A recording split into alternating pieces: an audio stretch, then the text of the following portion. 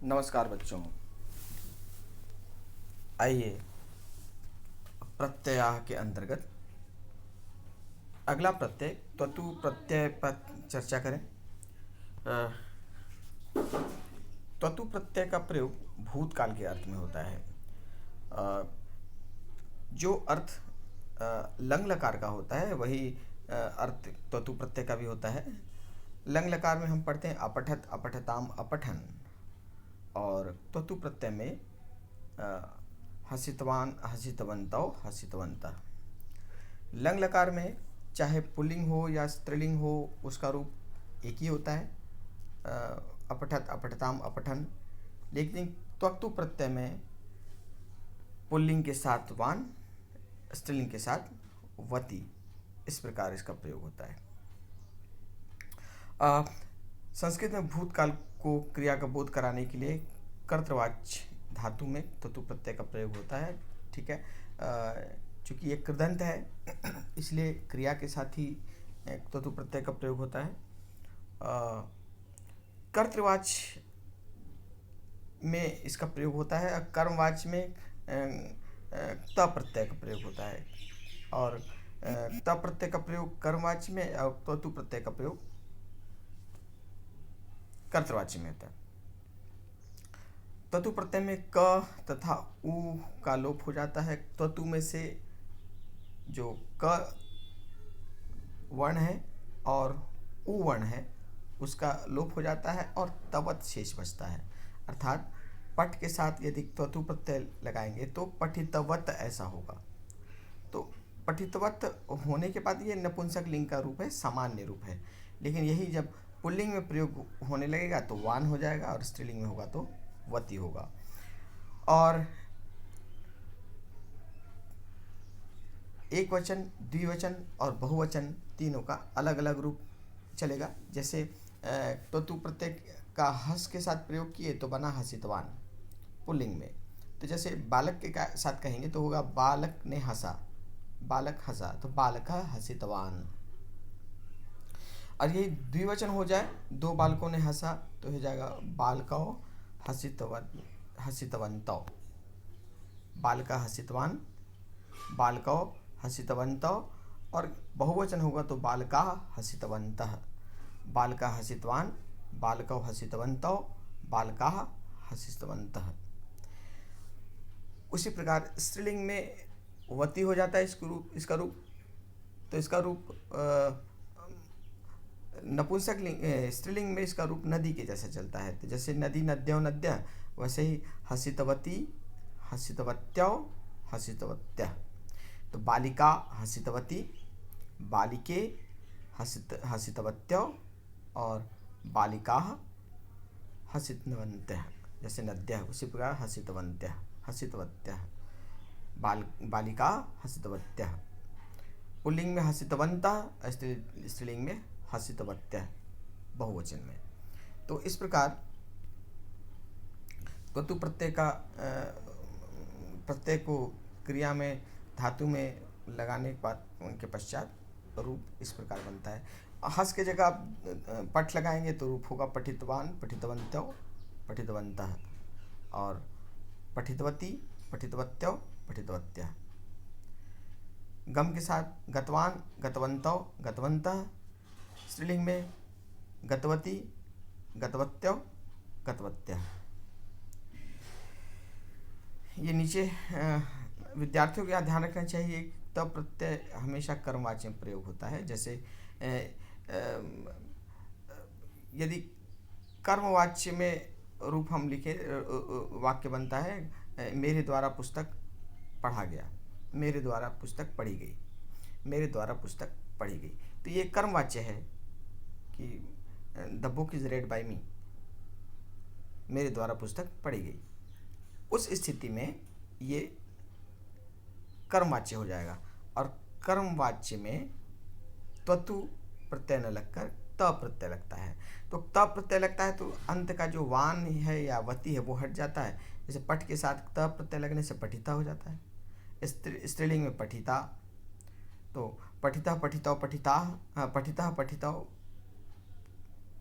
पठिता, बालका बालका बालका, वैसे पठिता पठितौ पठिता, स्त्रीलिंग में पठिता पठिते पठिता, बालिका बालिके बालिका।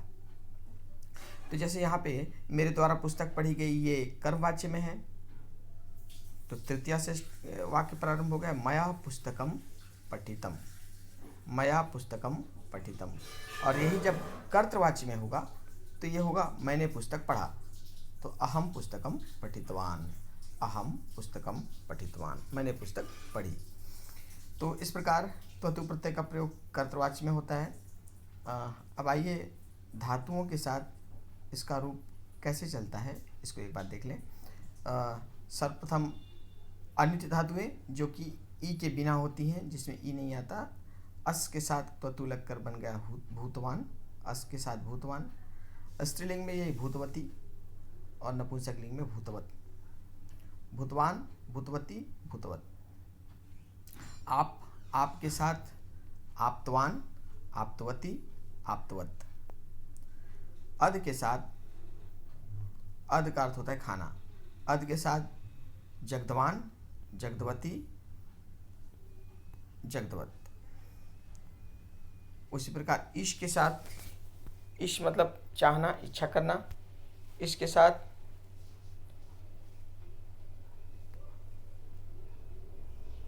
इष्टवान, इष्टवती, इष्टवत। क्री के साथ, क्री के साथ कृतवान, कृतवती, कृतवत। कृतवान पुल्लिंग, कृतवती स्त्रीलिंग, कृतवत नपुंसकलिंग। अब क्री, क्री जब बड़ी की मात्रा होती है तो उसका अर्थ होता है खरीदना, तो इसका रूप हो जाए क्रीतवान, क्रीतवती, क्रीतवत। उसी प्रकार कृश, कृश मतलब खींचना, कृश का अर्थ होता है कर्षितवान, कर्षितवती, कर्षितवत। कृश का अर्थ जोतने से होता है, हल जोतना, तो जोतना वास्तव में खींचना ही है, तो वो कर्ष है, तो कर्ष के साथ कर्षितवान, कर्षितवती, कर्षितवत। गम के साथ गतवान, गतवती, गतवत। गय मतलब गाना, गय के साथ गीतवान, गीतवती, गीतवत। घ्राणवान पुल्लिंग में, घ्रा घ्रा मतलब सूंघना, का पुल्लिंग में घ्राणवान, घ्राणवती, घ्राणवत। चित,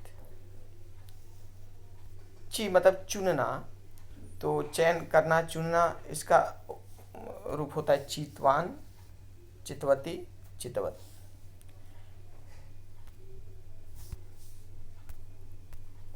उसके बाद छिद, छिद मतलब काटना, छिद का छिंदवान, छिन्नवान, छिन्नवती, छिन्नवत। उसके बाद जन, जन मतलब उत्पन्न होना, जातवान, जातवती, जातवत। उसके बाद जुश, जुश मतलब सेवन करना,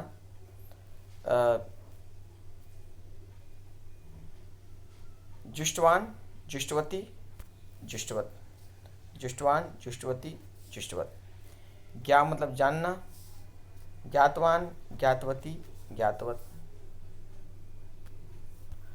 तुद, तुद मतलब पीड़ा देना, कष्ट पहुंचाना, तुंदवान, तुंदवती, तुंदवत। त्रि, त्रि मतलब तैरना, पार करना, तृणवान, तृणवती, तृणवत, तृणवान, तृणवती, तृणवत। उसी प्रकार तुष, तुष मतलब प्रसन्न होना या प्रसन्न करना, तुष्टवान, तुष्टवती, तुष्टवत। तृप, तृप मतलब तृप्त होना, तृप्तवान, तृप्तवती, तृप्तवत। उसी प्रकार त्यज, त्यज का त्यक्त हो जाता है, तो त्यज का त्यक्तवान, त्यक्तवती, त्यक्तवत।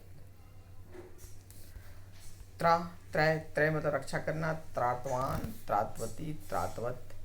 दह मतलब जलाना, दह का ध हो जाता है, दह का दग्धवान, दग्धवती, दग्धवत। ये दा, दा मतलब देना, दा का दत्तवान, दत्तवती दत्तवत। दुह दुह मतलब दूहना। दुग्धवान दुग्धवती दुग्धवत। दृश्य मतलब देखना, दृष्टवान दृष्टवती दृष्टवत। दिव दिव अर्थात चमकना। द्यूतवान द्यूतवती द्यूतवत। धा धारण करना, धा का ही हो जाता है, हितवान हितवती हितवत। ध्रि धारण करना, धृतवान धृतवती धृतवत। ध्या ध्यान करना, ध्यान करना, ध्यात्वान ध्यात्वती ध्यात्वत। नम नम मतलब नमस्कार करना, नतवान नतवती नतवत। नम का नत हो जाता है, नतवान नतवती नतवत। नश नश का नष्टवान नष्टवती नष्टवत। नी अर्थात ले जाना, नीतवान नीतवती नीतवत। पच पच का पक्वान पक्वती पक्ववत। पा मतलब पीना, पीतवान पीतवती पीतवत। प्रच अर्थात पूछना, पृष्ठवान पृष्ठवती पृष्ठवत। ब्रू ब्रू मतलब कहना, ब्रू का उक्त हो जाता है, ब्रू उक्तवान उक्तवती उक्तवत। बुध अर्थात जानना, बुद्धवान बुद्धवती बुद्धवत। भू मतलब होना, भूतवान भूतवती भूतवत। भिद अर्थात तोड़ना, भिन्नवान भिन्नवती भिन्नवत। भ्रम अर्थात घूमना, भ्रांतवान भ्रांतवती भ्रांतवत। भी मतलब डरना, भीतवान भीतवती भीतवत। ब्रह्म भ्रांतवान भ्रांतवती भ्रांतवत। भुज मतलब खाना, भुक्तवान भुक्तवती भुक्तवत। मन मतलब मानना, मतवान मतवती मतवत। मुच मतलब छोड़ना, मुच का मुक्तवान मुक्तवती मुक्तवत। या मने जाना, यातवान यातवती यातवत। युद्ध मतलब युद्ध करना, युद्धवान युद्धवती युद्धवत। उसी प्रकार युज जोड़ना, युज का युक्तवान युक्तवती युक्तवत। यज अर्थात यज्ञ करना, इष्टवान इष्टवती इष्टवत। यज का इष्ट हो जाता है, ध्यान रखेंगे। रुद्ध मतलब रोकना, रुद्धवान रुद्धवती रुद्धवत। रब आरंभ करना, आरब्धवान आरब्धवती आरब्धवत। उसी प्रकार लभ लभ मतलब प्राप्त करना, लभवान लब्धवान लब्ध हो जाता है, लब्धवान लब्धवती लब्धवत।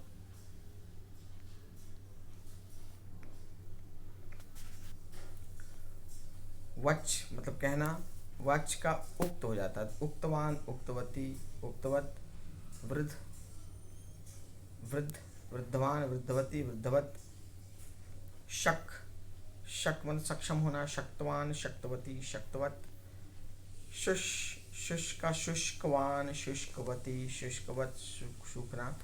शास शास मतलब उपदेश देना, शिष्टवान शिष्टवती शिष्टवत।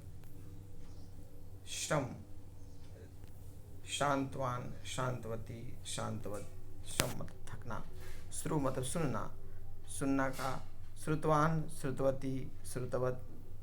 सह मतलब सहना, सह का सोढ़ हो जाता है, तो सोढ़वान सोढ़वती सोढ़वत।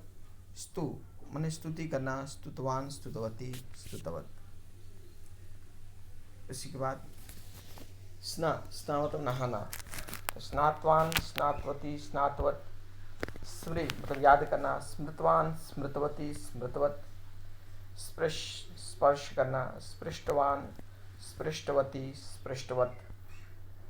स्वप सोना, सुप सुप हो जाता है, सुप्तवान सुप्तवती सुप्तवत। हन मार डालना, हतवान हतवती हतवत।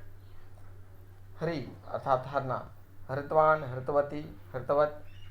हा मतलब त्यागना, हीनवान हीनवती हीनवत। उसी प्रकार वे वे मतलब बुलाना, तो आहूतवान आहूतवती आहूतवत। इसमें आ जुड़ जाता है। आहुतवान, आहुतवती, आहुतवत।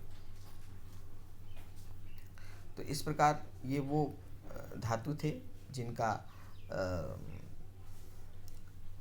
रूप ई के बिना चलता है, अनिट जिसे कहते हैं ई के रहित। इसके बाद आता है सेठ धातु, अर्थात जिसमें ई का प्रयोग होता है। तो इसका प्रयोग हम अगली कक्षा में करेंगे ताकि